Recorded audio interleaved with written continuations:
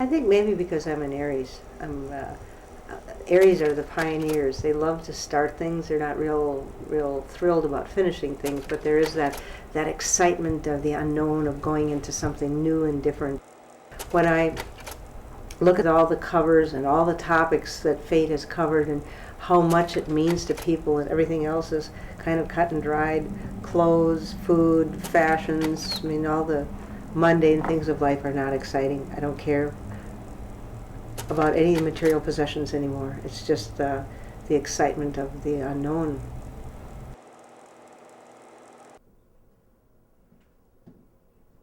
Yeah, if you guys want a frozen pizza for supper or something, this probably isn't going to be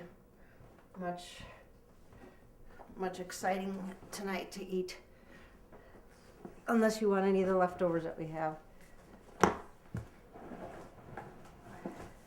I saw this accordion and I had to have it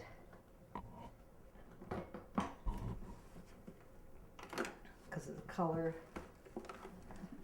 It was like, it's me.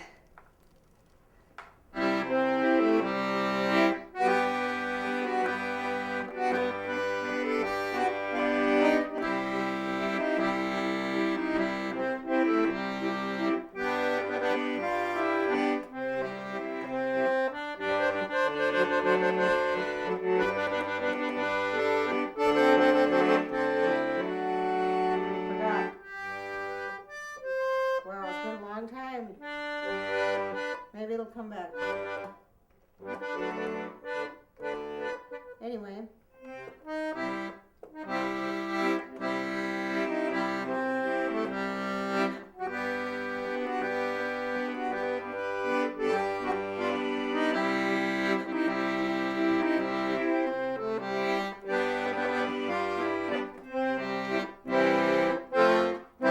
Better check my music.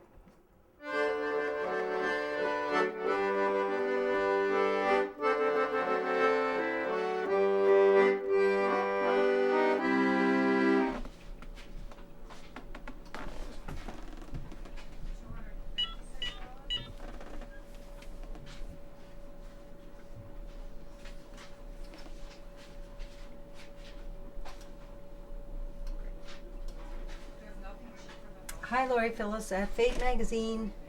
Okay, we finally got our cover done. Pant, exhausted. It looks pretty weird. It's a stupid alien, your typical bug-eyed alien. Diane? Smart people see ghosts. What's better? Smart people see ghosts is better than a monstrous good time, isn't it? Yeah, because, what is that? Porno, a good time? It doesn't say anything about paranormal.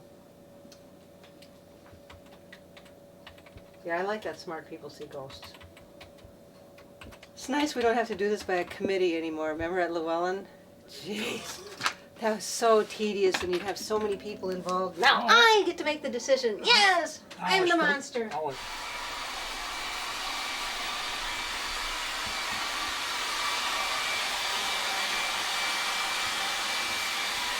I can't make my bed in the morning because there's a very important person on it.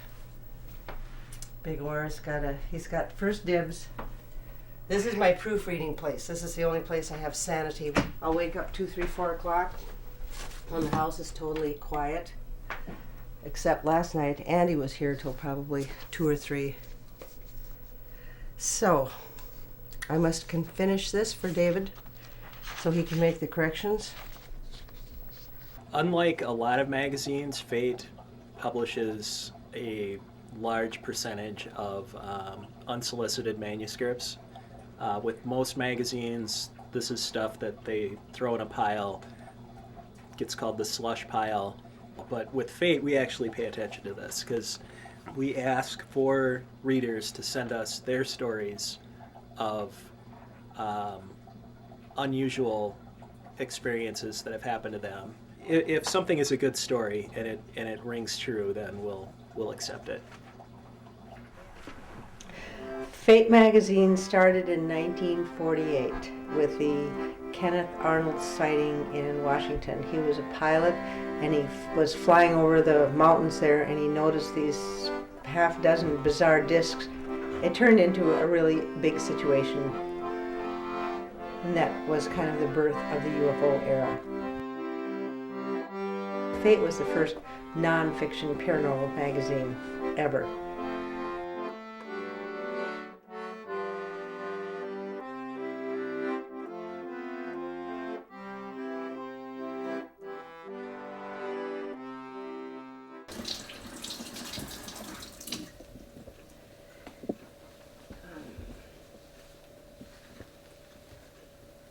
I grew up in a haunted house, and there were ghosts all over the place up there.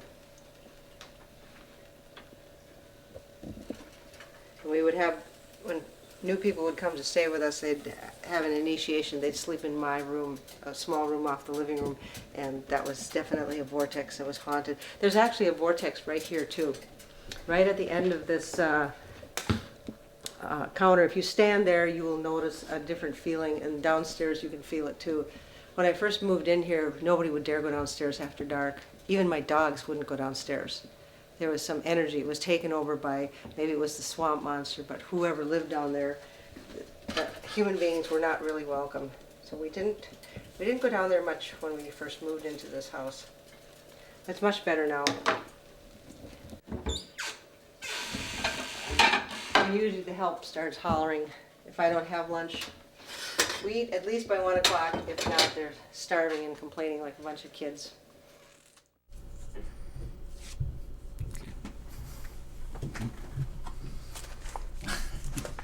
I sometimes have a little feline help here.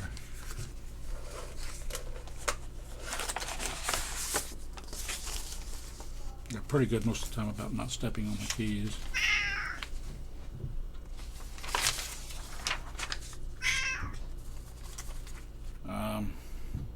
The craziest thing is some of the readers writing in. What strange that is. We got one letter at one point years ago from somebody claiming to be God, and he signed off his letter saying, "God bless you, God." I taught school, junior high and senior high, for about 12 or 13 years. I taught school down in southern Minnesota. I had a good life. I had a good income, stable, secure. Anyway, one day I was walking down the hallway in Crescent High School where I taught, down by La Crosse, Wisconsin, and I heard a voice say, "Hand in your resignation." I thought, what? And I heard it again, "Hand in your resignation." It was like coming from somewhere above me, and I said, okay. Well, and what the hell? I'm not even questioning this. It was very bizarre. So I went in my classroom that was empty at the time, typed up my resignation, handed it in, and I quit teaching.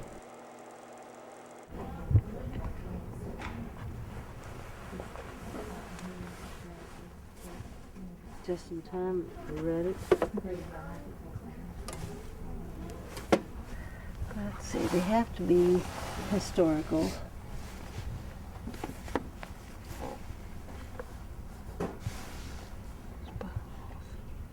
No, can't take place in America. I think I read that one.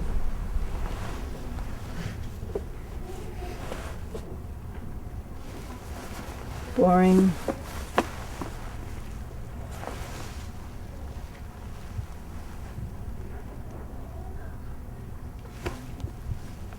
That one might be worthwhile. Oh, the best ones have a lot of historical information in them.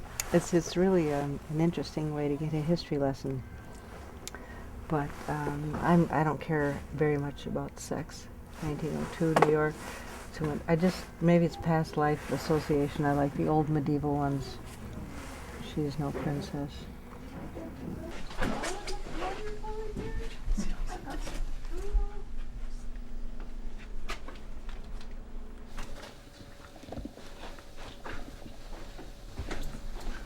Bless you from the angels.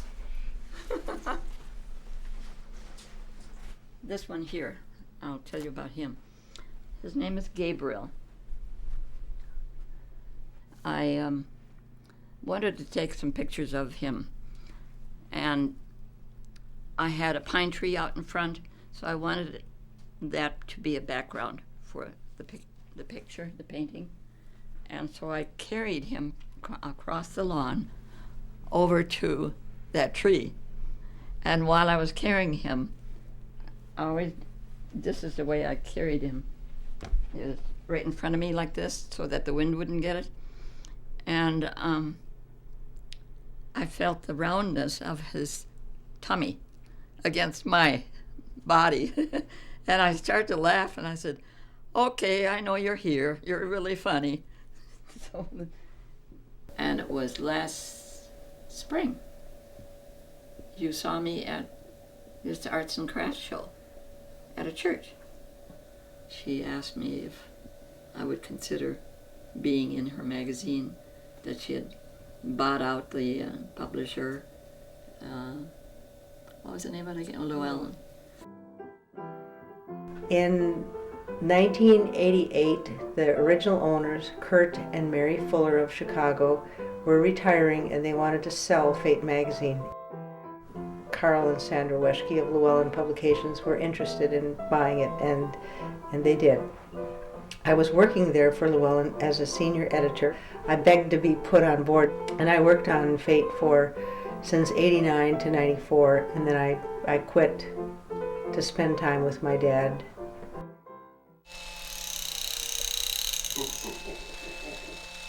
It's just stupid. Stupid and funny. My souvenir from Florida. Isn't it cute? Cute. I'm all business here. Yeah, right. Well, we gotta keep you going. Hard. Yeah, that's hard. You're too easily distracted. Yes, I am. ADD. My middle name. Oh, you got an alien with a. Interesting. So, be honest, but don't rip. Maybe is his neck too long? Yeah, his neck is too long. He should have the starting of a body here. I don't think they have that long. Yeah, because you get the long skinny arm and the long neck. So I'd say, start. Add some shoulders. Yep, put some shoulders on there so we've got a body. And I don't know, do you think his eyes should slant a little bit more? I have seen an alien in my life. I don't like to talk about it, but. Bigger and more slant? No, not necessarily bigger. Maybe more this angle rather than this angle. Okay.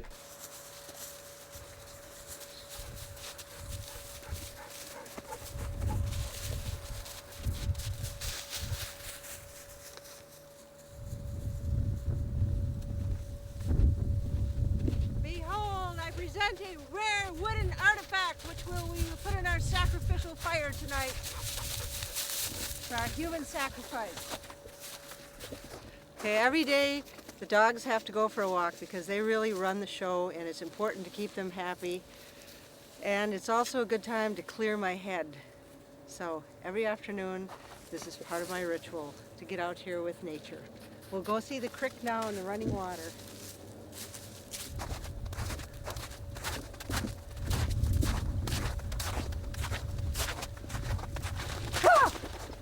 Cool. There has been an entity seen out here. There's something called a swamp monster, and it's almost like a plastic man. When I was teaching school when I was working at Llewellyn, before I bought the house, when I was considering it, the swamp monster actually stretched out its fingers and tentacles like 23 miles down there, and I could feel them around me in the building. And I think what he was doing was testing me to see if I was a good person, if I was be allowed to buy this house, because it's kind of like a sacred area, and it's the guardian of the earth here, out here. So we're privileged that we're allowed to be here.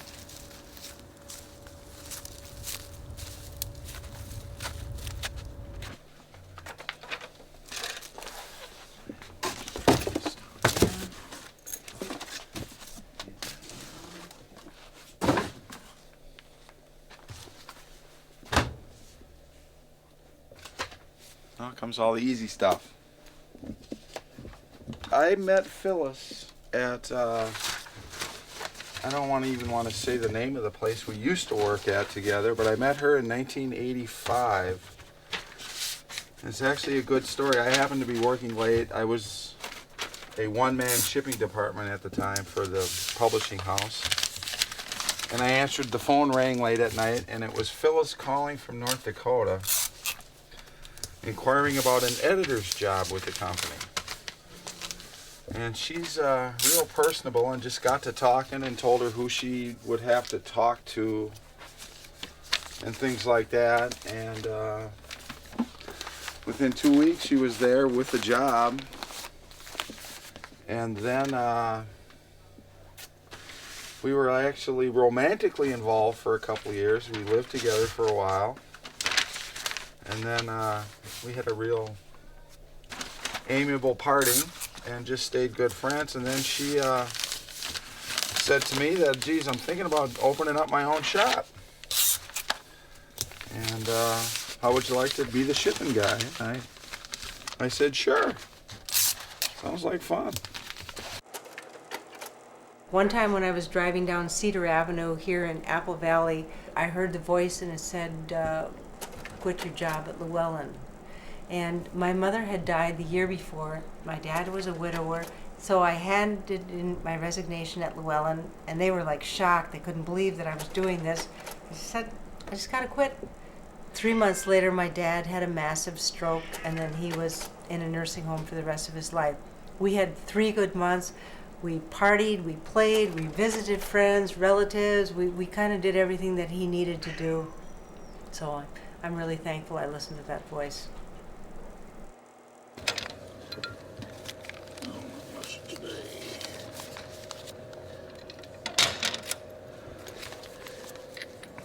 Hopefully there's thousands of dollars in here, but I doubt it.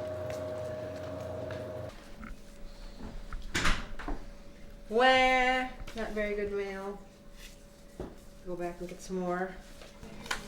Renewal. Renewal. We only like the ones with the red. Faith Bookshop order forms. Well, that's not very good, David. No, I know that. Probably not even $400 or $500 here. Usually now when I get the mail, I can tell how much it is by how thick the stack is. I've usually guessed like pretty much real accurate. All right, we'll present it to the bitches so they can do their job. You got potatoes, Devil?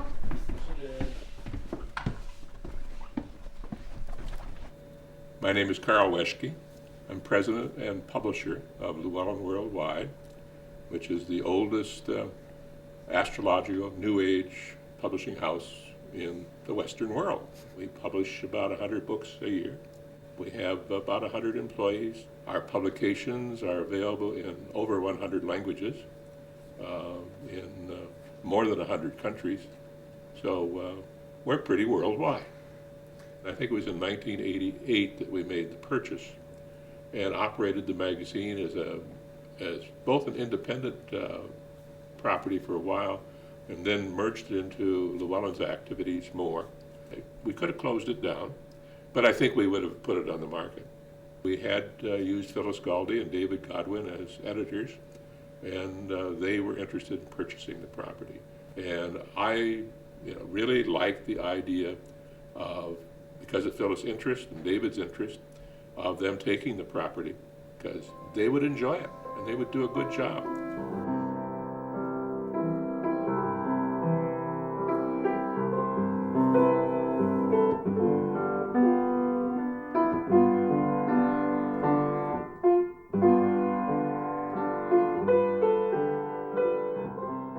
They warned me that it was kind of a black hole for money, for loss of money, and I says, I don't care. I just felt like I had to do it. So basically, David and I have been working for free for the magazine just to keep it going. But it's been a labor of love, and we don't regret it, and we still think that there's potential for it to pay its own way. 04s are down the road. You want 05s? No. Yeah, no. This is out of that box there that you. Yeah. Give me These are all 04s. We actually have like several thousand of some of the magazines, so we're going to take more of those and offer them for $1 each, just to get rid of them, because we can't have this much inventory. We're going to run out of room. December 1200, November 6. Jesus, Diane. Let me see if I can. 2163, October 14th, August. Let's see, August 1,224. 124? Where is 1,241. Where's July? She's got. Jesus. July 03. What all this is from is these guys go to shows. They did this last year, and every time they went, instead of taking their old kits, they made up new kits each time. So that's a mixed box? So we have 30, 40, 50 boxes of mixed fates. Well, let's sort This them has out. to be picked through. If you have it now, it makes the inventory all wrong.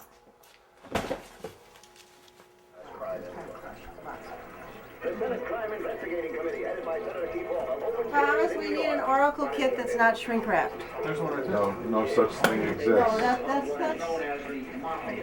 I don't have any. I'm not going to answer another question. I've been here since October 1st of last year. And hopefully I won't be here October 1st this year. Well, I've graduated onto my own place, so. But it's been an adventure, it's been fun, it's been busy. Here he comes. Here, you come up here. Come here, come up here. Come. And this is Duke. And he's my best guy. So, the transition we had to make has probably been hardest on him. To lose his old turf and that. And him and Olga are very good friends. And so are Duke and Lena too. And I know Devil really likes Duke a lot too. And so does Phyllis. She takes good care of him when I'm not around, so. But he's my pride and joy.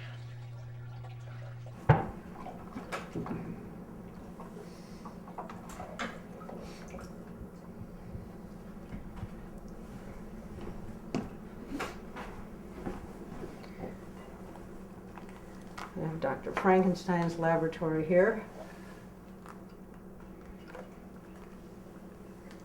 What a twist. It doesn't want to come off. Yes, it will.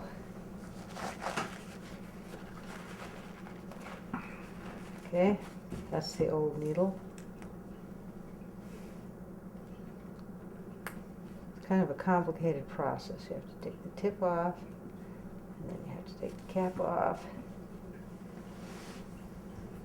Okay. I cannot put the needle in when you have your hand over the spot where I put the needle Yes, you in. can. And usually you make a tent, because this goes in. Ouch, it hurts. 100 cc's will go in here, and it just kind of dribbles down on his side underneath his skin and gets a flap of fluid there. But it helps him immensely. He probably wouldn't be around if we weren't giving him these. Oh, I know, that's it, my friend. Here, Devil, hold your paw. And he gets his medication, his herbs and acidophilus. This is the part he hates the worst. Yes, he doesn't like it, but it's just natural organic supplements. Ooh. It's probably because it's cold too. So such cruelty. Okay, is he done? Yep. Just gently put him on the floor so he doesn't have to jump.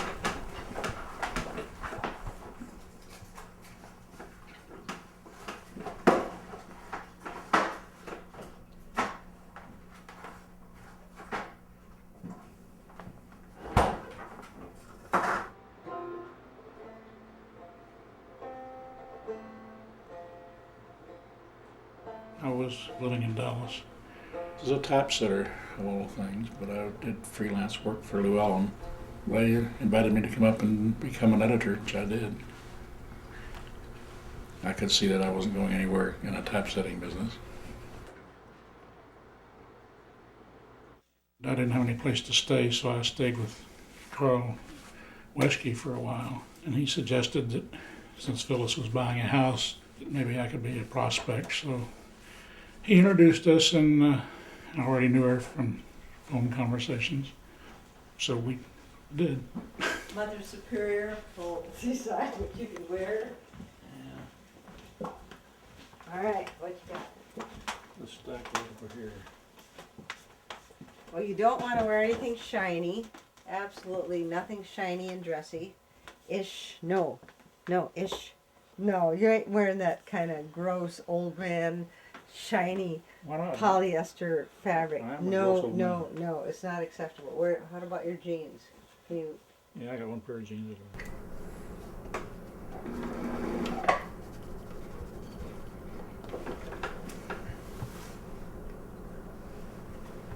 Okay. I was surprised to read a book, what was the name of it? Confederate in the Attic, in which this guy meets a Civil War reenactor and they tour the country going to Civil War battle sites and stuff. And I was surprised to read in that a reference to Pizza Slut and Burger King and stuff that Phyllis has been talking about all the time. And they call it Pizza Slut too? Yeah. Amazing. It's just a sort of a natural thing to think of, evidently. Mm-hmm. Yes, I've seen UFOs. How much do you want to know? How much do I want to tell? When I was 6 years old in North Dakota, my mother and I, remember now, this is 1952. There's no street lights, no yard lights, no farm lights. My mother and I were driving home from our small town down this old, lonely, deserted gravel road, and there was a light in the sky, and we both got out of the car and stopped and looked at it, and we watched it. And Mom was pretty open that it was a UFO. There was no other explanation at that point.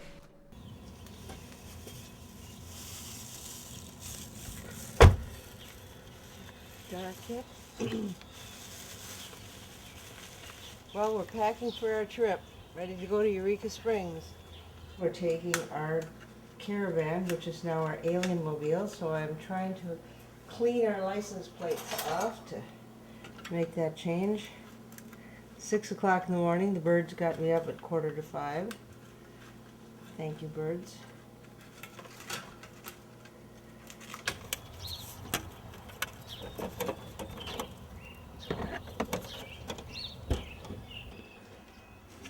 I don't know if this will hold on a car driving down this road.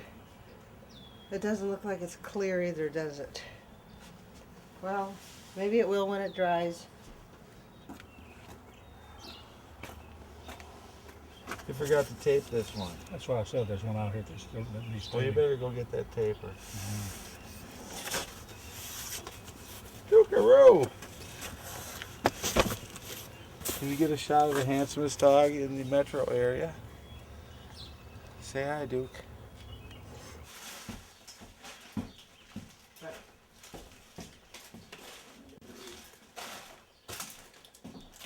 We're there to make contacts for Fate and introduce people to the magazine, hopefully get some subscriptions, and sell some books, back issues. Just create awareness and goodwill for Fate.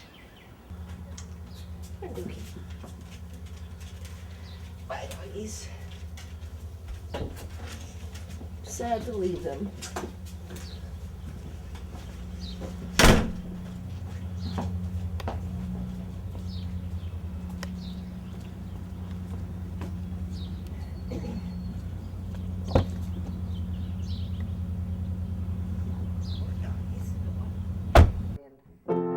Typically, the magazine business is a really bad place right now because most people are getting their information on the internet free. So it's been a very challenging time to survive as a magazine. Our subscription is continually dropping, and Llewellyn, the previous owner, was really attempting to kill Fate magazine.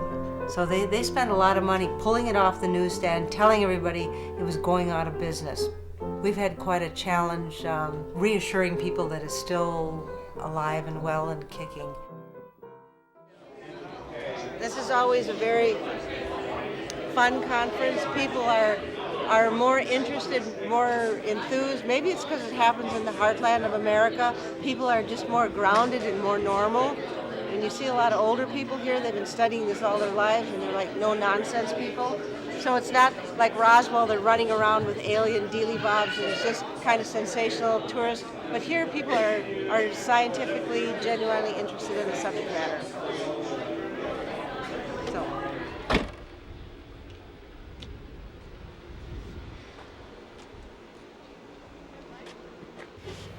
Yes, we're here. Okay.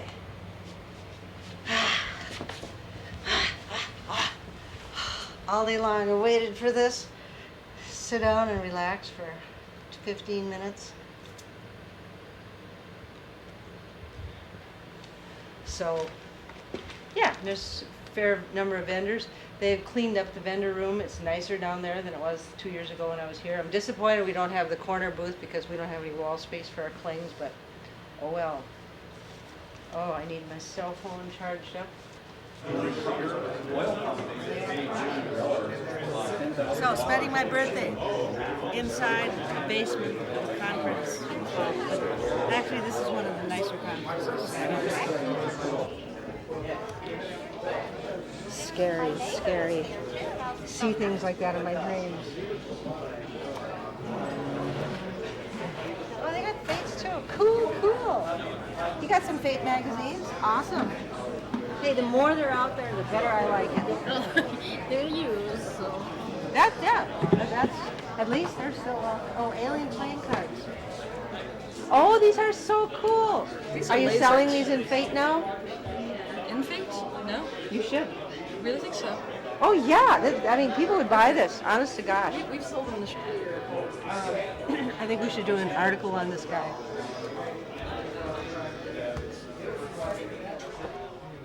It's my very best friend. It's my birthday present. How'd you like to have that in the house? Not very well. No, me neither. Give me nightmares. I've been here 4 times now, and it's like kind of getting my feet under me now and figuring out how to do everything. I made too much work out of it earlier. You need exposure. Yeah. And it's hard to drag all of this stuff to all the conferences. I know. It's expensive and time consuming, and I mean, and this is fragile art, so you have to pack it really carefully. Love. Yes, tell me about it. Same with Fate. I know I'm operating at a loss here for a long time, but yeah.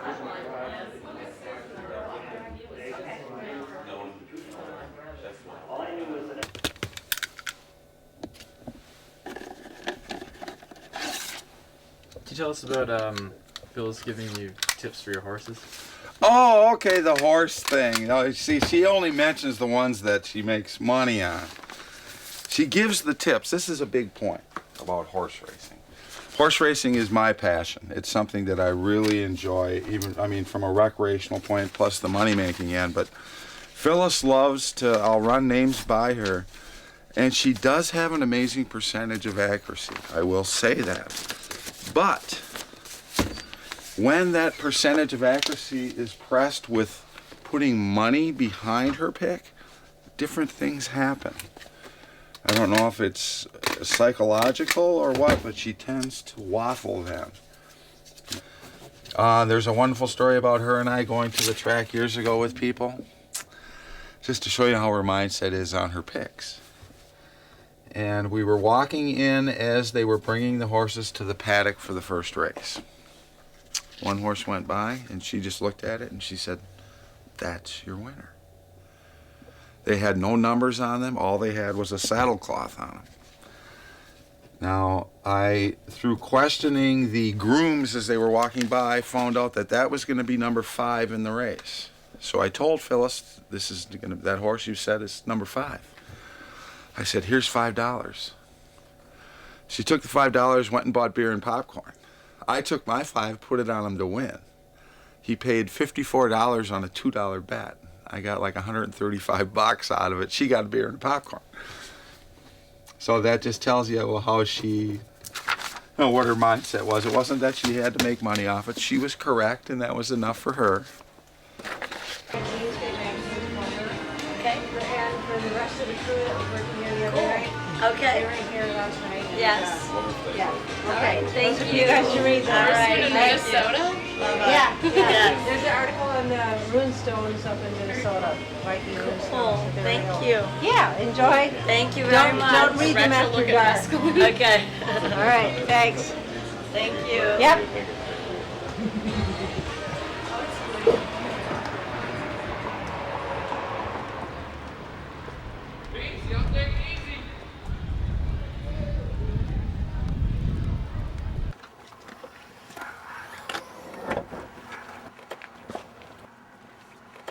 Lots and lots of junk. Here, David, you can. In that you fell down, sprained your wrist, you can carry a light box in. Oh, thank you so much. I will carry all the heavy cases of books in. Howdy, howdy. Howdy, stranger. I got your barbecue sauce.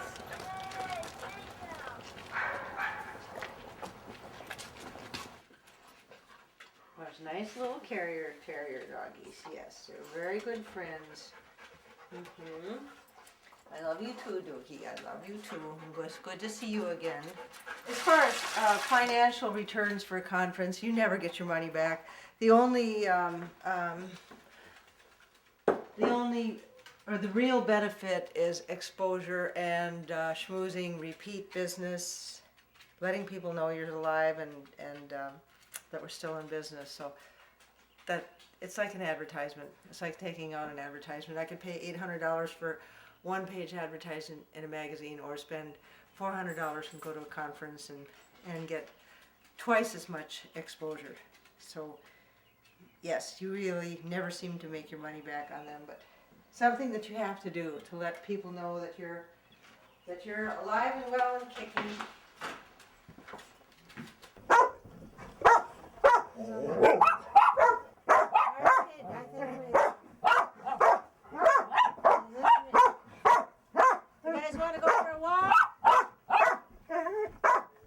This past Saturday, a race at Gulfstream Park, I believe it was race 8 at Gulfstream, which had a past Kentucky Derby winner in it named Funnyside and several other much higher rated horses. And I mentioned the names of the horses to her, and I said there's a horse called Harrington who has never raced at this kind of level before, but I think he's got a good chance. And she instantly said, oh yes, he's your winner. And he was the winner. And a week ago I called her up and said, we have the winner of this race. It's a horse named Phyllis Sassy Girl. All right, this is ready for my damn inquisition here. All right, I'll blow my nose.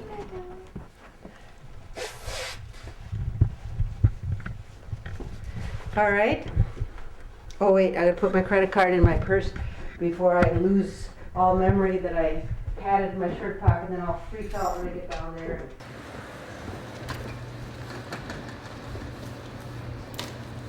We're at Cub Foods in Apple Valley. No, this is Lakeville. And we're getting hot dogs for our bonfire tonight, our indoor picnic.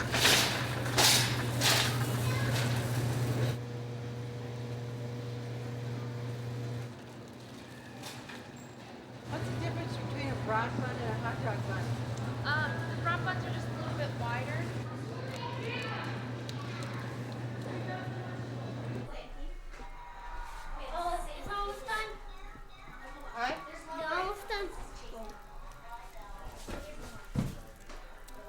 Nana used to butcher chickens on the farm. One day I butchered 21 chickens all by myself. I had to chop their heads off. It was hard, but on the farm that's what you do to eat. I mean, that was our food. And you had to dip them in scalding water. Hi, Pop. That's two of those. Hi, Pop. So you got a boyfriend yet? Hi, Pop. No, you should have heard after you came into school the other day. You're like, well, your grandma's dress is pretty cool. We're like, yeah. Hot, tight, yeah. I did not have leggings on, at least. They were yellow. I didn't have my lizard hat on. I could have had lizard hat on. Do you want a hot dog? I could have had paisley. Do you have a message for us tonight?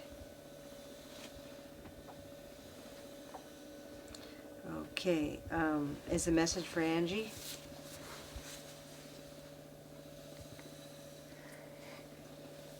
It's so, I have to restrain myself from being mouthy and goofy and silly when I do this because I've done it for so many years. Okay, Ouija, what is your name? Oh dear, oh dear.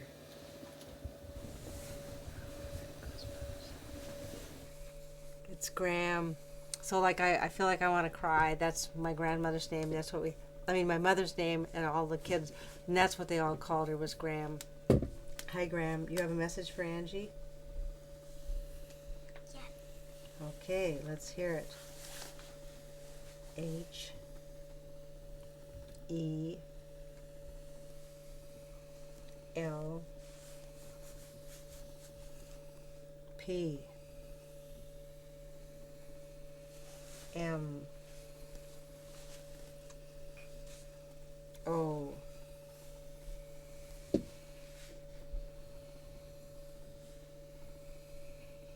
Mom.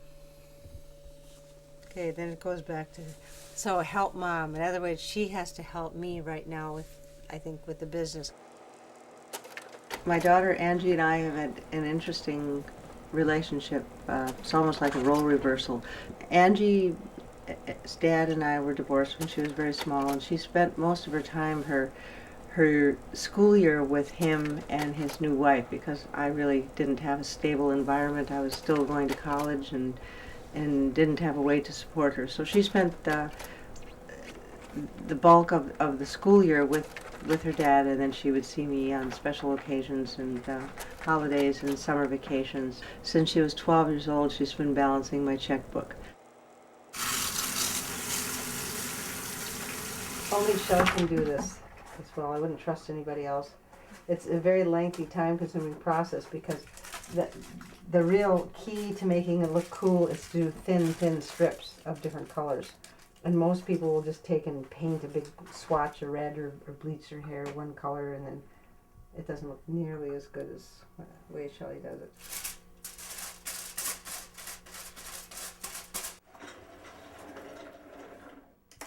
There'll be about 200 people there that they're limited it to that, but they're all hardcore ghost people. And they'll be in, there's some haunted rooms up there, so they'll be in there with their little meters and machines and recording, and I just chuckle to myself, because if you're sensitive to ghost things, you feel it without all those toys. Well, but aren't the toys the effort to prove it to everybody else? Yeah. You're preaching to the choir, I guess, just trying to convince me, because I've been there, done that. I've seen other things besides ghosts too that are less pleasant. Yeah, but other people will think you're nuts. That don't believe. Well, And right. people that want to believe, want to convince their friends that don't believe that they're not crazy.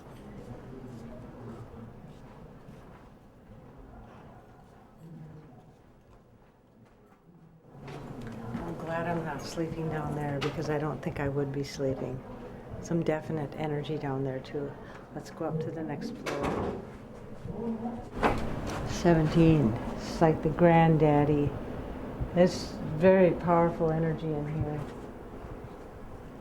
Yeah, I feel this in my stomach. I would not chills all the way up my leg. I definitely could not be able to stay in this room. Just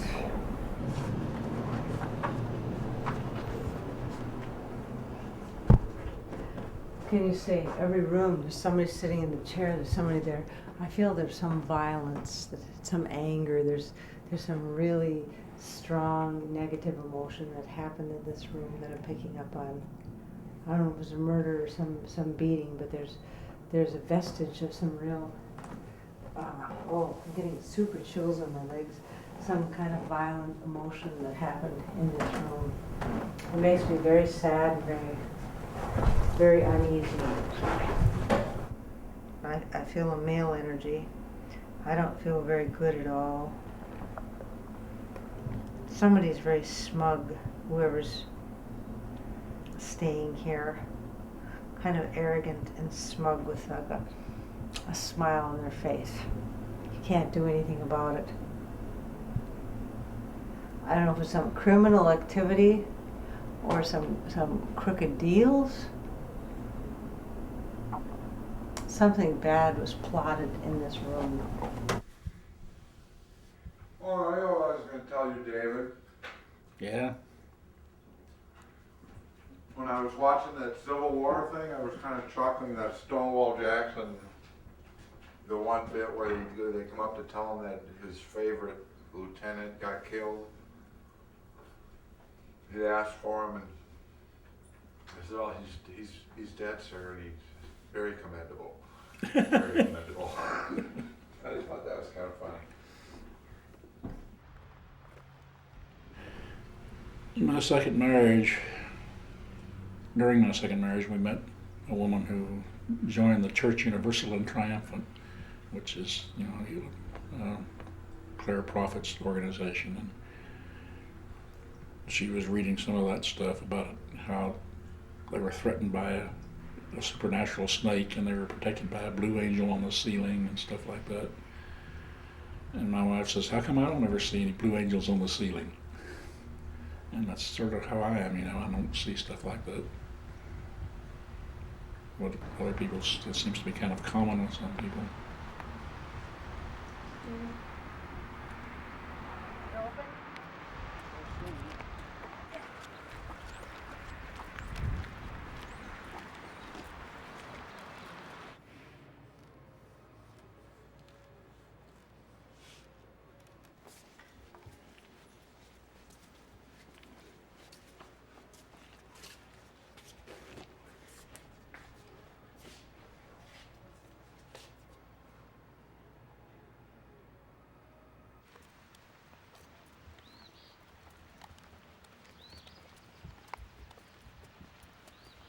Quote, ordering my men to kneel and wait for the command fire, and taking advantage of the ground to conceal them as much as possible, I awaited their approach until within 50 or 60 yards, and then opened upon them a murderous fire, killing and wounding many. Their lines wavered, and without further orders, I immediately ordered my regiment forward. And there is a picture of Colonel William H. Brooks with a beard. Arkansas. Okay, so this is this Confederate guy. Yeah. Arkansas. Part of our attendance of conferences is David always has to come along, and then we visit Civil War battlefields, partially to look at the history part of it, then partially to see if there's any ghosts or energies around there. So we always like... Oh, yes. David was going to bring his tape recorder along to do some EVP, electronic voice phenomena. Sometimes you can set down a tape recorder and actually get sounds that the soldiers say, battle sounds. I mean, actual physical sounds will come through on tape recorder when they won't through normal auditory means. Phyllis has all of these experiences with seeing leprechauns come walking in the door. I don't see stuff like that. So why do you think it's just more, why do you think that she does and you don't? I have no idea. I always suspect that maybe she's stretching a little bit, but I have no idea. And, it's how seriously you take your own imagination, maybe. You know how young people go from house to house for Crusade for Christ? And this couple came into the house and we're starting to talk about their crusade. And the girl was more interested in my paintings. I had all the paintings leaning up against the wall. And she asked me, "Are those angels?" And I said, "Yes." "Can I see them?" And I had all these angels leaning one after another on, against the wall. And she said, "I want to see them." So one by one, I showed her the angels, told her what names were. When I got to this one, she said, "I know him." See, every time I talk about this, I cry. Excuse me, but she said, "He has appeared to me he is my angel. And the boy that she was with, he thought she was full of, crazy. And she said, I saw him.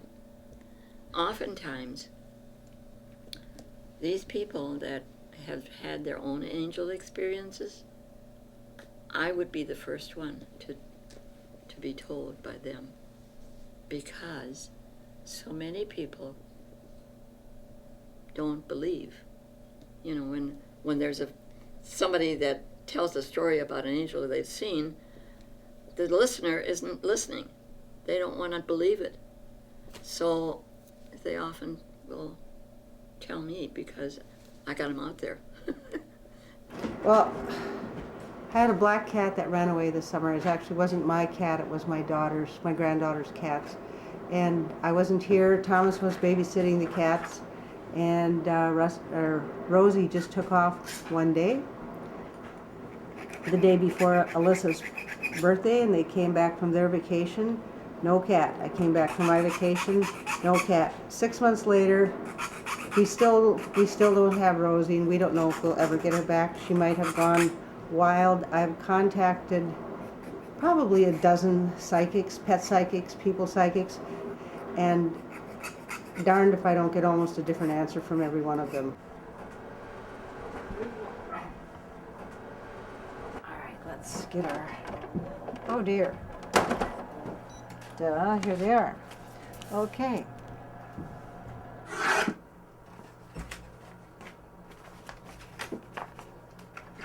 Okay, the latest pet psychic that I've talked to indicated that Rose was alive and well, but cold and hungry, somewhere within 5 mile diameter around my house, and she felt it was south and east, and that she was at like a kind of a farmstead. Okay, now I have to hand me one, or 2 or 3. Crashed.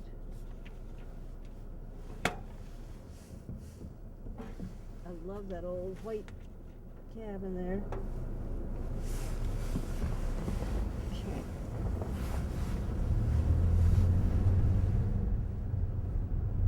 The pet psychic, her name is Stacy, felt that there was a green Oldsmobile. That's pretty definitive, but the cat was just giving her pictures, so it could have been a green garden tractor, it could have been a green building, it could have been a green piece of machinery, because I guess she doesn't really know what a car and what a tractor is. Maybe a farm cat would know that, but a city cat wouldn't. It's a pretty nice place, but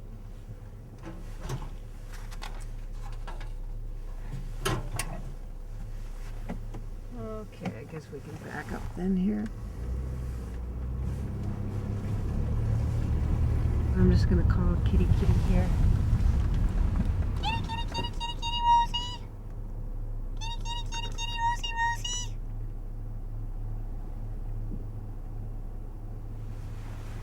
Highly unlikely, but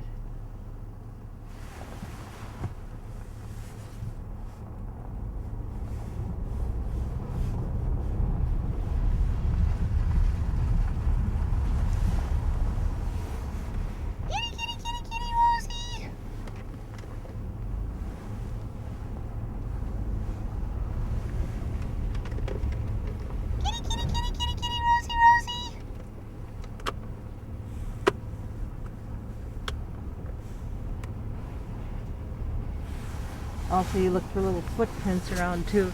You don't see any footprints.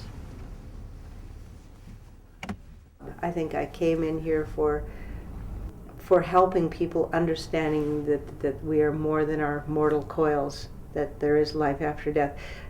The one thing I've been fascinated with ever since I was a small child is about life after death, the continuity, what happens when we die, and the spiritualism and the contact with the ghosts and the spirit world and the higher realms and the angels. It just adds so much more richness, and it's so much more exciting. So I'm obsessed with pursuing it. I still bothers me very deeply.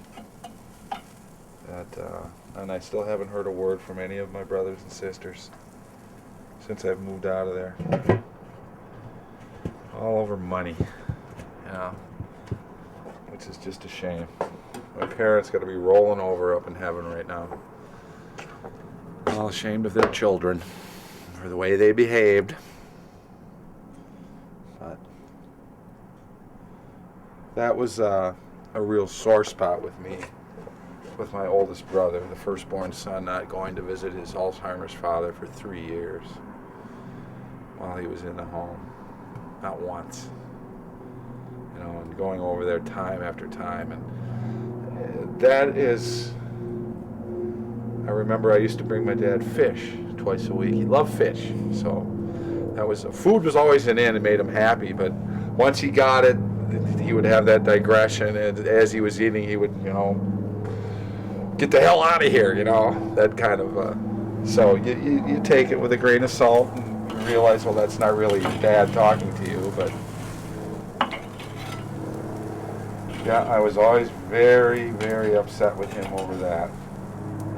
I remember that his last Father's Day, I actually had to call him and kind of threaten him that you better show up out there today. You know, it's Father's Day and it's probably going to be his last, and I expect you to make an appearance.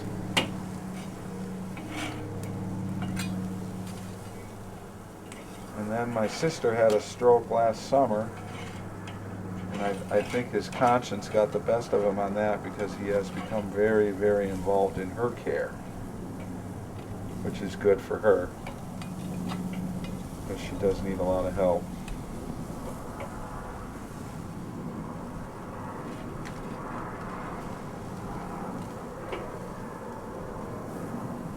Remember that was a mixed blessing where I had to run to Hastings. I wasn't even staying there. I was house sitting, and just happened to go home that Sunday and found her on the floor in the bathroom.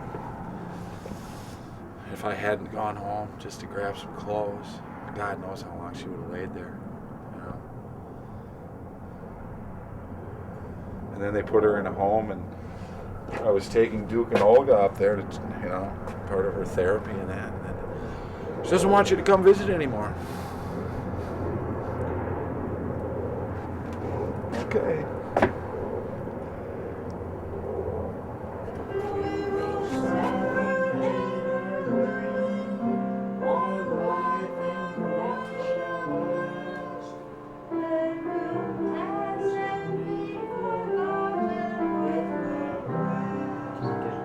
Okay, this is the scene at the farm in North Dakota, looking at our barn and small sheds where the cattle are kept.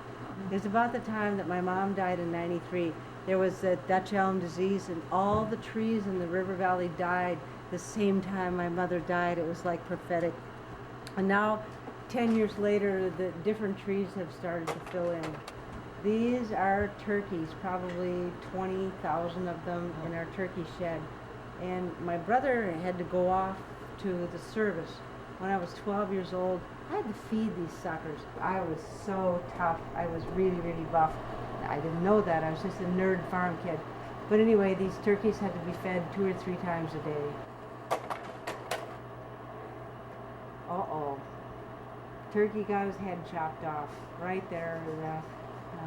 It's moving pretty fast. I don't know who that is. It's not me, because I didn't have those nerdy cuffs on my pants. But anyway, we would oftentimes kill the turkey on Sunday, and then in the morning, and then Sunday evening, we would have roast turkey dinner. But yep, that poor turkey just lost his life.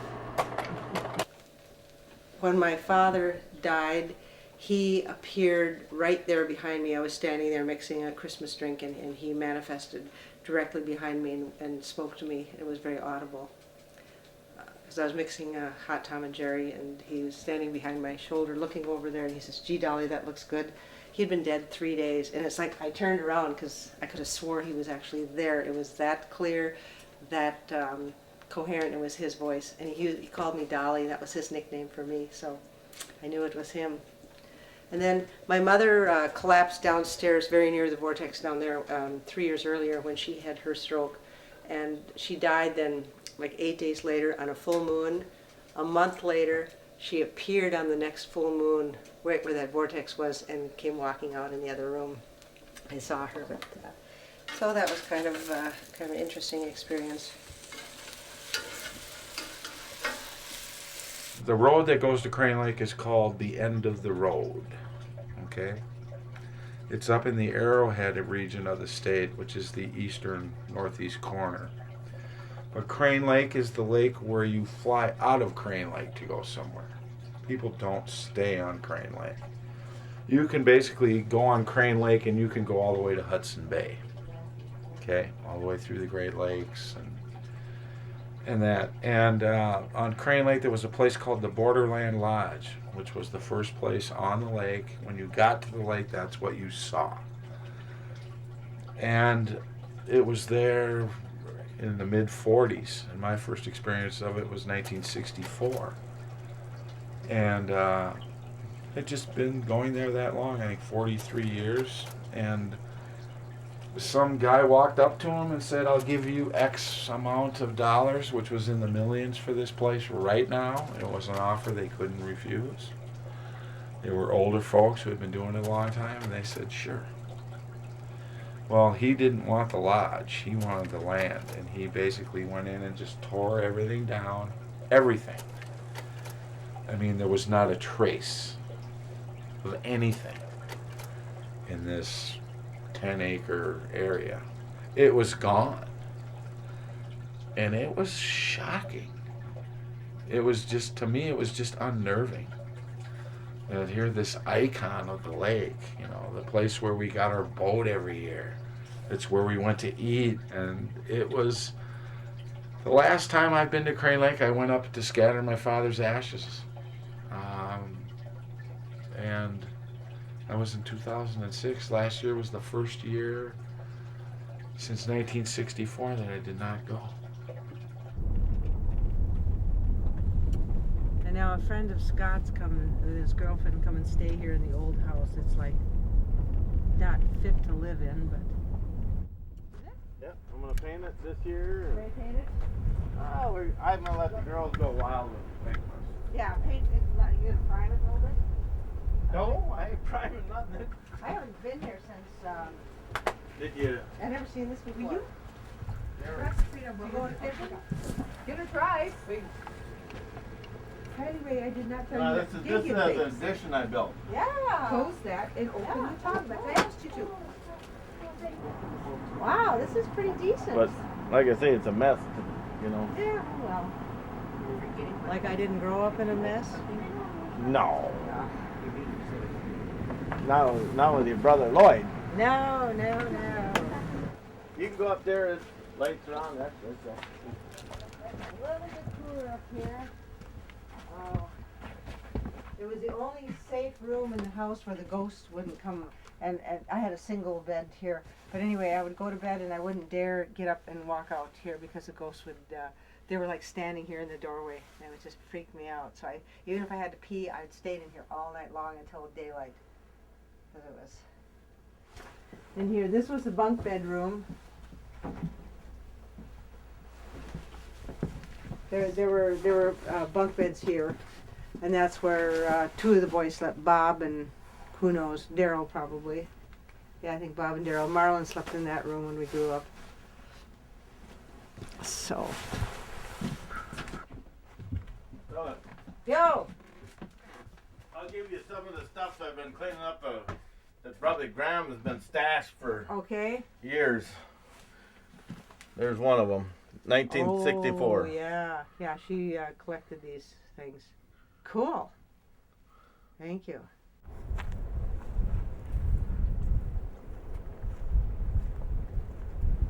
I get into arguments with my friends because some of them are very spiritual and some of them are very not.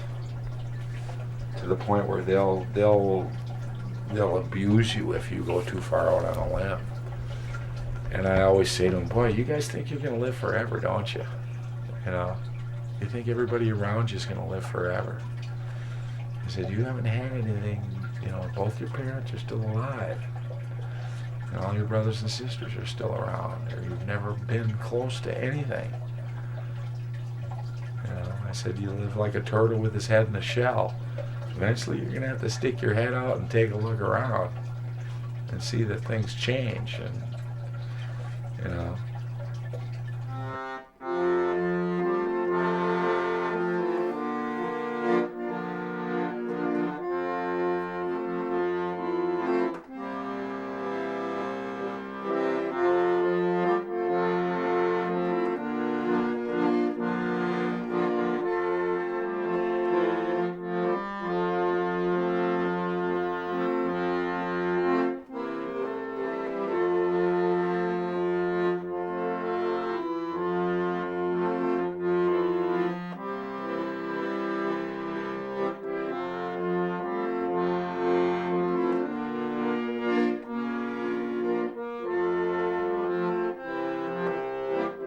We have so many beautiful memories. We have the photographs, and we have each other, our family, so those are the important things to remember. Because you can't, nothing lasts forever. My parents are gone, and soon, maybe 50 more years, all of us will be gone too. So we just live for the now and enjoy what we have.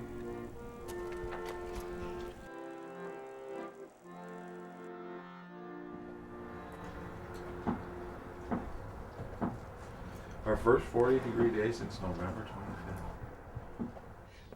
There's one more place I would like to put up a sign on the way down to Lakeville, because there's a green Buick out in the yard where I think we didn't put signs there because there was a nice house, but there's one house where there's a ratty Buick in the yard. So there's one more. I mean, I kind of thrown in the towel, just let go, let God. If it happens, if it happens. If she comes back, she comes back. But I think I spent enough time and money and energy on it to, she knows I was looking for her. Looks like an Olga behind you. It's almost like a little honey dog. Yeah, terriers out here for so long. Finally You decent. could tell it was you coming because there's no way you're going to be mistaken for a deer. They won't hunt me. Hello. Hi. Hi there, cuties. Hi, sweetheart. Oh, nice kids. Yeah. Very nice kids. I had a pretty mundane existence, I guess, as far as that sort of thing is concerned. I've always been interested in the paranormal and stuff, and it seemed like when I was 15 years old or something, I thought, gee, it would be nice to be an editor for Fate magazine. And I just sort of fell into it. It surprised me. I couldn't believe it. I thought there was a person up there on a ladder or something. I thought it was a physical person that was talking to me to hand in your resignation. I'm like, what? And I don't know why I obeyed that voice. I just knew I had to obey it. Something that said, yes, follow through. It was a real leap of faith because I didn't know what the heck I was going to do, where I was going to live, how I was going to make any money, how I was going to survive. I had no security, just an empty, unknown future. But I did it. I don't regret it. I remember we were having a talk about Muslims and Catholics and Lutherans and Protestants, and I says, you know, it doesn't matter what the Muslim thinks or what the Lutheran or the Protestant, they believe it. That's all that matters, okay? And whether you do or not doesn't mean anything, okay? But it's not fair for you to say, stupid, you know. It doesn't matter. They believe that. You know, and a lot of guys that I know that I love like brothers still just don't get that. You know, they have no respect for that belief because they don't have it.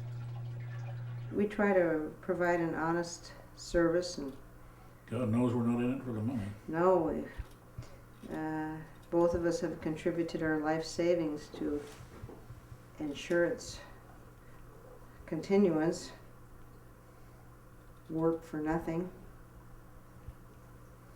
The love of the thrill of the hunt, right, Devil? I guess you could put it like that. And the thrill of the chase. The satisfaction was all along. That too. All right, it's not fabulous, but there's a little patch. Ta-da, patch. Ta-da, one little plaid. Yeah. At least it won't let the air in.